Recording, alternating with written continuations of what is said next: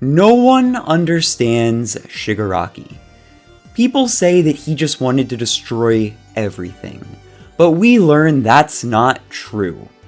Shigaraki only wanted to destroy one thing, and by the end of the series, he actually succeeds. In fact, the better world created after his defeat wasn't just Deku's dream, it was Shigaraki's too. I have seen a lot of people say that Shigaraki is a one-dimensional antagonist. His only goal is to destroy everything. But at the end of the series, we learn that that's not the full truth. He doesn't want to destroy everything. He wants to destroy everything connected to that house, the home that he grew up in, and the place that set off the events that turned him into a villain. But what went into his home being such a tragedy? What is connected to that house? And how did he successfully destroy everything related to it? Well, the first thing connected to the house is the literal house itself. Here he was abused by his father and ultimately accidentally killed his family. Obviously, Shigaraki destroys it physically during his awakening, but Horikoshi keeps using the house symbolically long after the building itself is gone. So what's the next thing connected to that house? Well, it's Deku's quirk, One for All. Because One for All is the reason that his father became abusive in the first place. Nana Shimura, Shigaraki's mother, chose heroism over staying with her family, and while she had good reasons, that decision completely destroyed her son emotionally. He grows up hating heroes, hating society, and eventually takes that anger out on his own family. Which means the legacy of One for All indirectly creates the environment that destroys Shigaraki. And fittingly, by the end of the story, in order to stop him, Deku has to give up One for All. The inherited power is willingly given to Shigaraki in an attempt to defeat him, but its removal also means that one of the biggest legacies that helped create that house is finally gone. But of course, there is another half to One for All for One. And whether you like this twist or not, I personally don't, All for One orchestrated almost everything surrounding Tenko's life. He manipulated events, he gave him the power that accidentally killed his family, and then he groomed him into being the villain that he is. He tried to turn Tenko Shimura into nothing more than another extension of himself. But in the end, Shigaraki rejects him completely. He doesn't let go of his hatred, but what ultimately motivates him is saving the people that society is ignoring, saving his friends, making him closer to a hero than All for One's legacy. He doesn't let All for One define his hatred, and then he dies as Tomura Shigaraki, not as All for One's successor. The man who wanted to live forever through others is ultimately erased from the world completely. People instead remember Tomura Shigaraki, the real greatest villain. But the final and most interesting thing connected to that house, the events that led Shigaraki into being the villain he is society itself.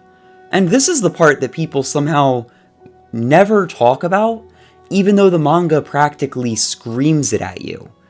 Because Tenko Shimura could have been saved in two different ways. First, someone could have saved him emotionally before the tragedy ever happened.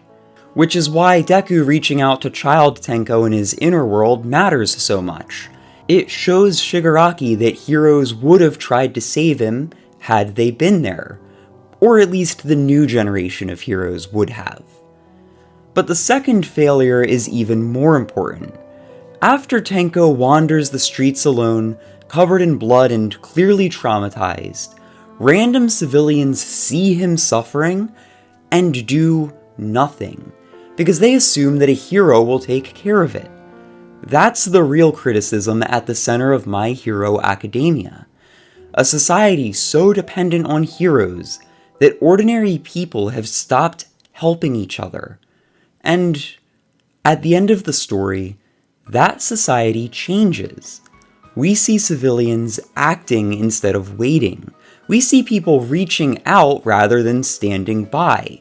The exact kind of compassion that Shigaraki never received. And this isn't me theorizing. The final exchange between Deku and Shigaraki outright says that this is what Shigaraki wanted. Shigaraki wants Deku to tell Spinner, "Shigaraki destroyed to the end." And Deku's response to this is, "You did destroy it." Now, because I guess this was kind of unclear, the very next chapter repeats this scene again, but makes it even more clear. Once again, we see the scene of them talking for the final time, and Deku tells him again, "You did destroy it," to which Shigaraki responds, "That depends on what you guys do next." Meaning that whether or not he succeeded depends on if society actually changes, whether another Shigaraki could be created, or if people have actually learned something and society is changed for the better this time. And that's why Shigaraki is way more similar to Deku than people realize. Both of them wanted a better world. The difference is that Deku wanted to save society, while Shigaraki wanted to destroy the society that created him. And by the end of My Hero Academia, he actually did. Kind of a different video this time.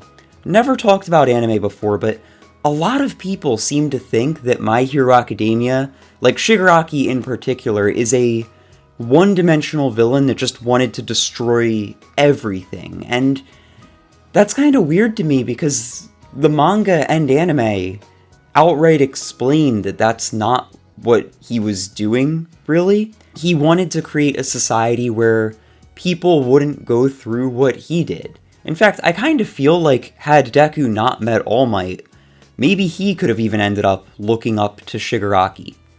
Yeah. Food for thought. Anyway, probably not going to make another video on anime anytime soon. This was kind of something that was on my mind because I watched a really good Jujutsu Kaisen video where someone talked about how Yuji had surpassed Sukuna before the series ended, because that just is what made sense narratively. And because I really liked that video, I was like, I kind of want to make something like that. So hopefully you enjoyed. I have no idea what tomorrow's video will be, but hey, that's part of the fun of it, right? And until next time, see ya.